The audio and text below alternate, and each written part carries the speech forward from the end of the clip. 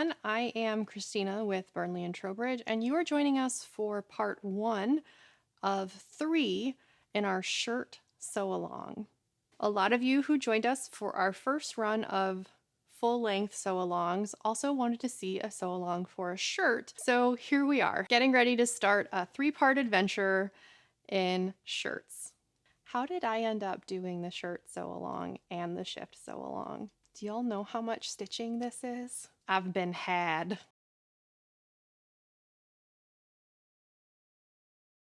So first I'd like to take just a moment or two to talk about the importance of shirts in an 18th century wardrobe. Now, to be clear, we are not talking about hunting shirts, which are considered more of an exterior garment.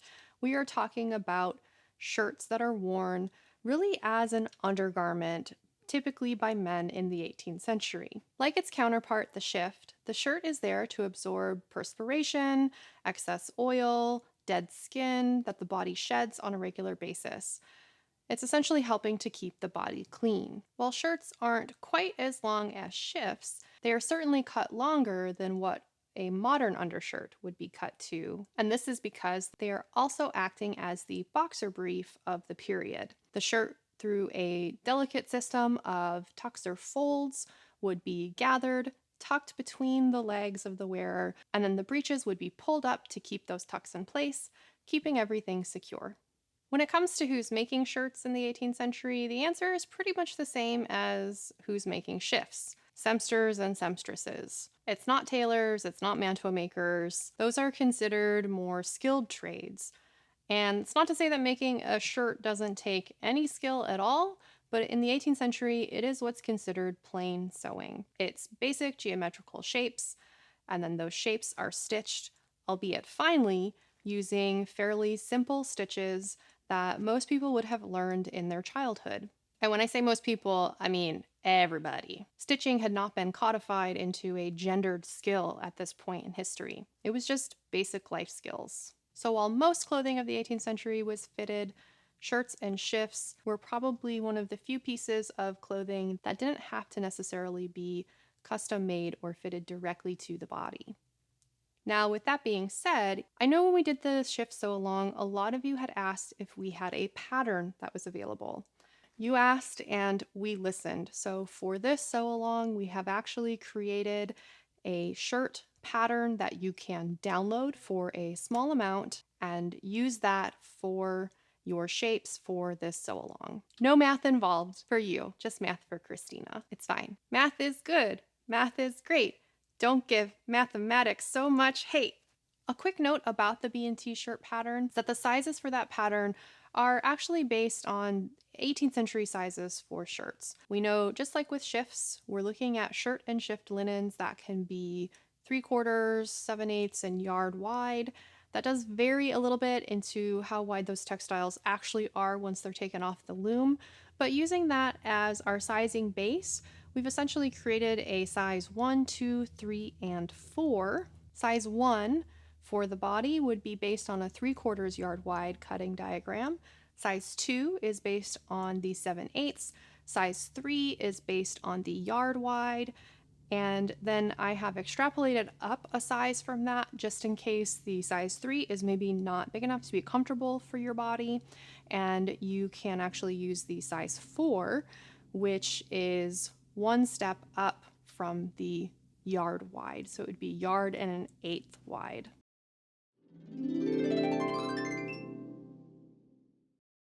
You will need anywhere between 2.5 to 4 yards of linen, depending on the size of the shirt that you are making. You can reference the chart here, or we've included some sizing information below.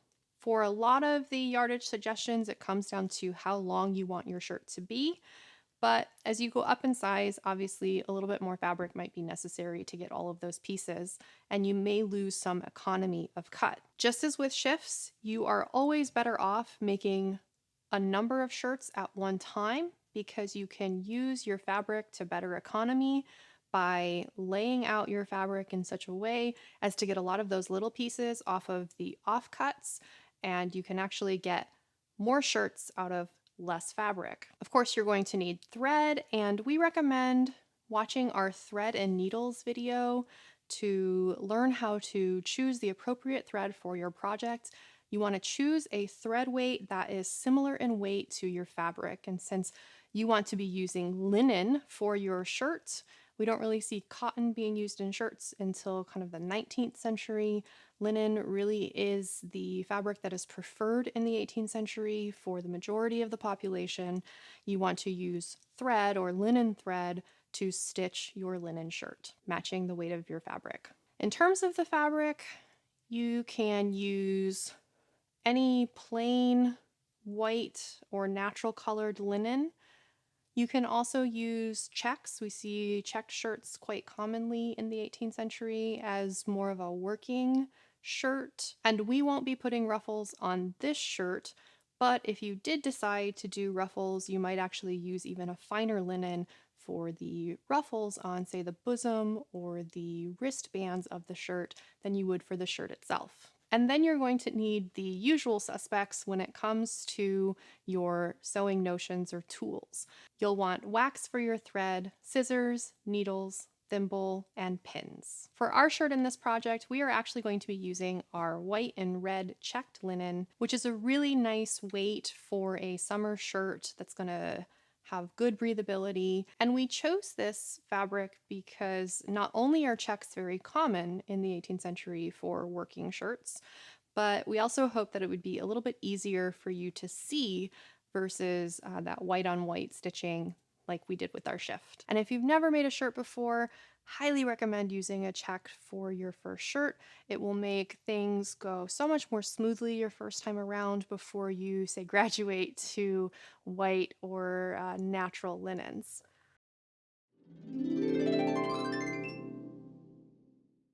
Using the pattern for this sew along, you are going to need to take a couple of measurements still to be able to choose the correct pattern pieces for your shirt. And those measurements include the chest measure, and that will help you choose the size of the body of your shirt. You will want the wrist measurement to help you choose the correct sized wristband. And then you will also need a neck measurement to help you choose the correct size neckband. If you want to lengthen or shorten your pattern, you can simply do so by adding length at the bottom.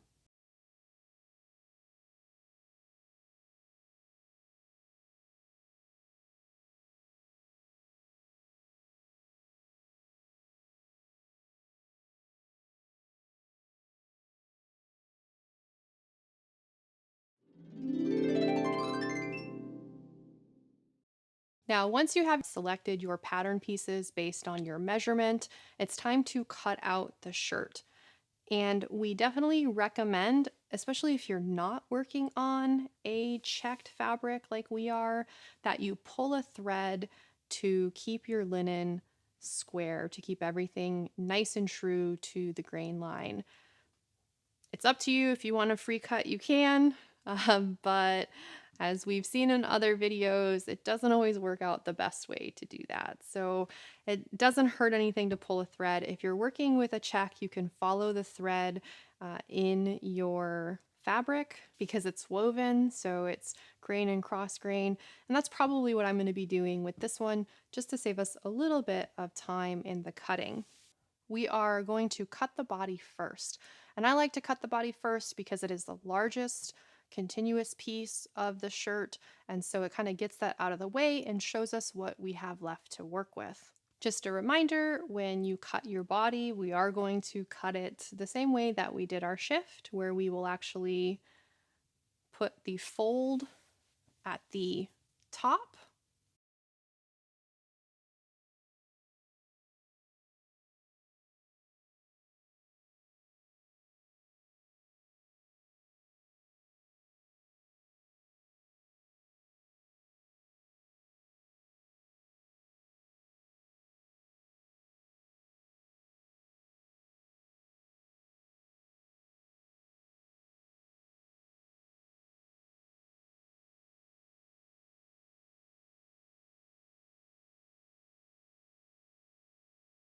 Just as with the shift, I do recommend labeling your pieces with, say, a small piece of paper when you set them aside so that you know what they are. So when you're looking for them later, you can find them easily. But let's go ahead and put that to the side. Once you're done cutting, you do want to check all of your pieces to make sure that you've cut out everything you will need. And that should include one shirt body, two sleeves, two wristbands, two sleeve gussets, one neckband, two neck gussets, two arm side reinforcements, and then two shoulder reinforcements.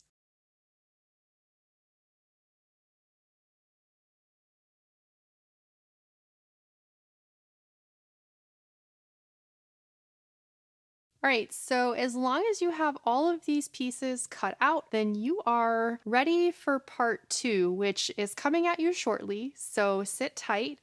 And we thank you so much for joining us. If you have enjoyed this video and you like our sew-alongs, don't forget to like the video, comment below, subscribe to our YouTube channel, tag us with your makes so that we can see all of the great shirts that you are working on. I think the hashtag for this video is show your shirts, which sounds weirder when I say it out loud. But friends, it was great seeing you, and get your thimbles and your needles ready for next time. Till then.